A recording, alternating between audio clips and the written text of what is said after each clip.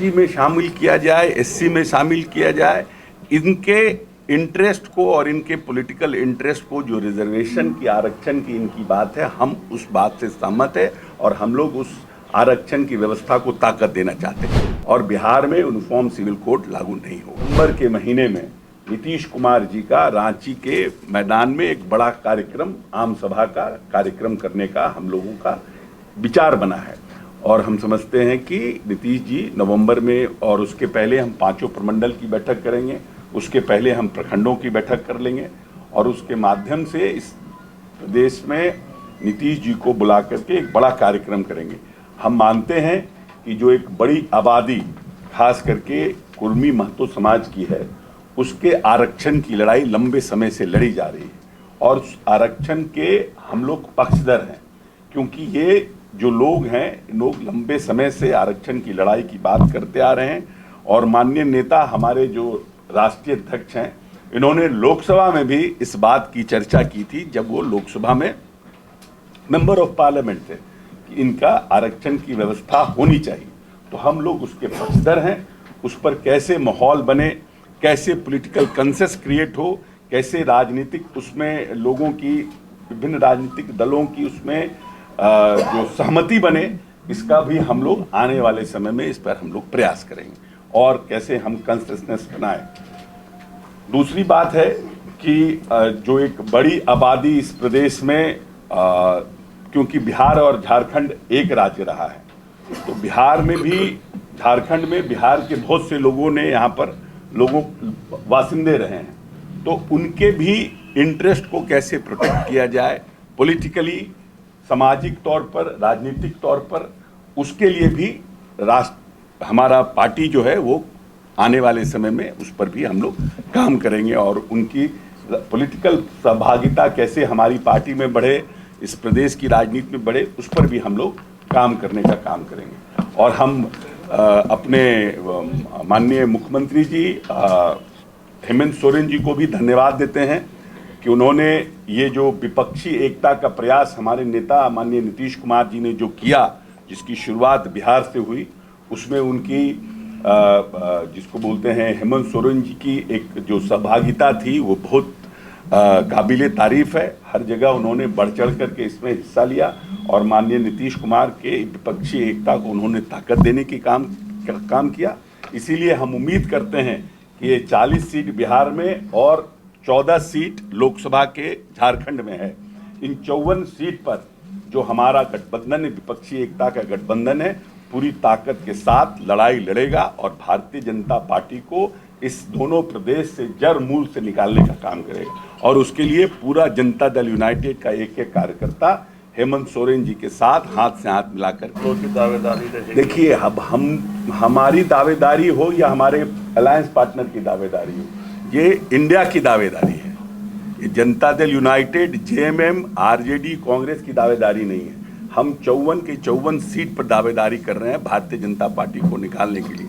हम जीते, जेएमएम जीते, कांग्रेस जीते, आरजेडी जीते, वो हमारी जीत है। तो कार्यकर्ता आपकी इस बात को मान पाएंगे सर? सब लोग राजनीति में साधु सन्यासी बनने नहीं आता पार्टी। अब आप हमारी पार्टी के स्पोक्स पर्सन अगर आप रहिएगा तो आप बोलिएगा। पार्टी के हम प्रभारी हैं, हम कह रहे हैं कि हम पार्टी के जो बड़ा जो हमारी एकता है उसके लिए हम काम कर रहे हैं। विधानसभा चुनाव में हम अपने अलायंस के हितों को देखेंगे कैसे हम उसको प्रोटेक्ट कर पाते हैं। मंत्री जी, क्या इस अलायंस के लिए अगर जदयू को अपने सीटों को भी छोड़ना पड़े, क्या उसके लिए वो तैयार है? वो परिस्थिति अभी नहीं आई है ना। ये सवाल उस समय आएगा जब सीटों का बंटवारा होना शुरू है।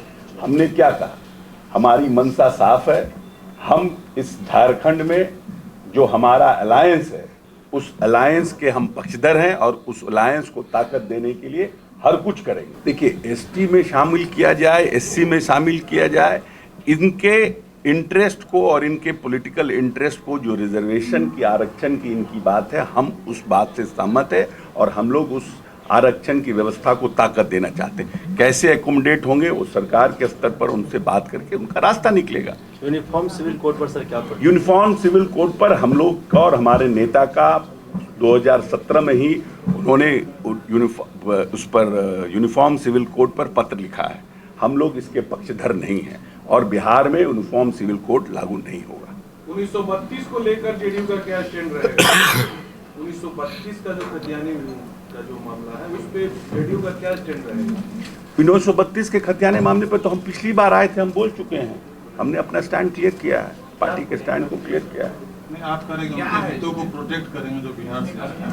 और कल मुख्यमंत्री बोले हैं कि हम लोग कोशिश करते हैं कि यहीं का जो लोग है उसी को नौकरी मिले या मिले, बाहर के लोग को ना मिले। नहीं, ठीक है, अभी नहीं, विरोधाभास भाई ऐसा है कि आइडियोलॉजिकली हर एक पॉलिटिकल पार्टी का अपना अपना, हम आएंगे जब इस प्रदेश में तो हम अपना मैनिफेस्टो लेके आएंगे। हमारा हम बृहत अलायंस में है ना, हम अलायंस के इंटरेस्ट को देखते हुए नुकसान ना हो अलायंस को और भारतीय जनता पार्टी को फायदा ना हो, वो देख रहे हैं, पहली प्रायोरिटी हमारी ये है। लेकिन इसमें ये थोड़ी है कि जनता दल यूनाइटेड अपने अस्तित्व को ही समाप्त कर देगा। हमारा अस्तित्व, हमने अपनी बात को हमने स्पष्ट रूप से रखा कि हमारा पॉलिटिकल एजेंडा क्या झारखंड में है, और उसको हमने आपसे कहा कि हमारा ये 2 पॉलिटिकल एजेंडा है, इस पर हम काम करेंगे आने वाले समय में। लेकिन हम उसके लिए अपने आप को उतना ताकतवर तो बनाएं कि उस काम को हम अंजाम दे सकें। जब हम उतने ताकतवर हो नहीं पाएंगे तो हम अंजाम कैसे दे पाएंगे? कल इंडिया को एक बड़ी जीत मिली है, उस आपका प्रमाण है कि जिस तरह से भारतीय जनता पार्टी के लोगों ने लोकतंत्र को अपने हिसाब से तोड़ मरोड़ के आगे बढ़ाने का काम किया है, इससे ये स्पष्ट हुआ राहुल गांधी के निर्णय के बाद, सुप्रीम कोर्ट के निर्णय के बाद ये बात तो स्पष्ट हो गया ना कि अपने हितों को देखते हुए अपने पावर को यूज कर रहे हैं।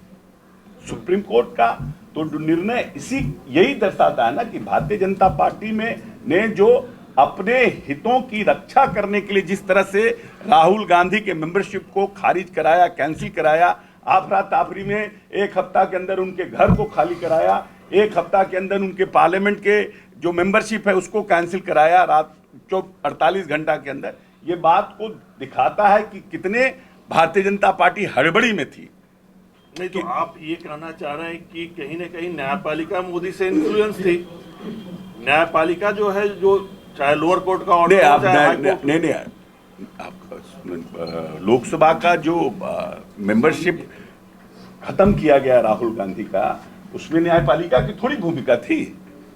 लोकसभा न्यायपालिका का निर्णय के आलोक में ही वो हुआ। तो न्यायपालिका ने लोअर कोर्ट, इसीलिए तो लोअर कोर्ट के जज के प्रमोशन को रोक दिया गया।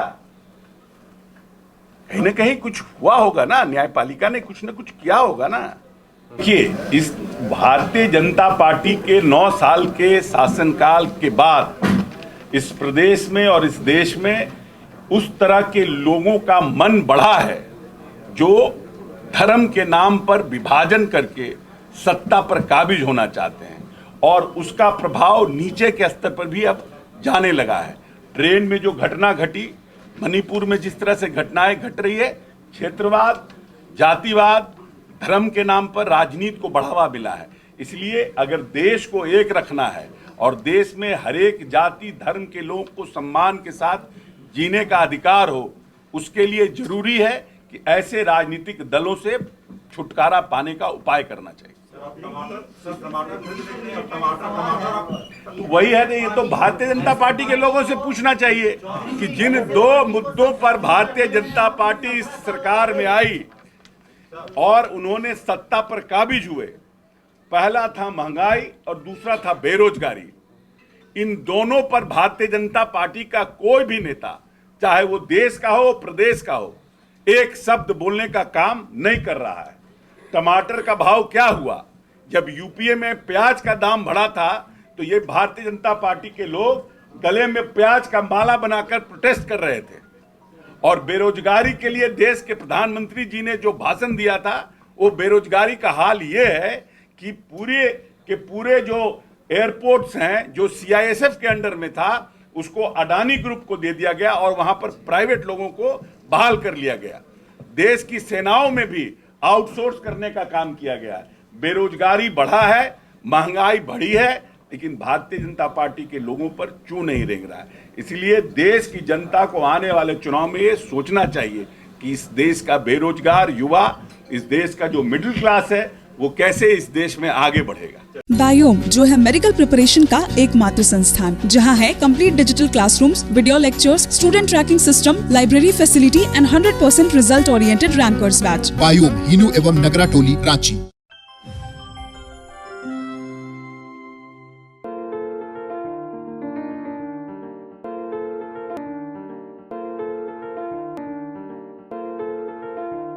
thefollowup.in.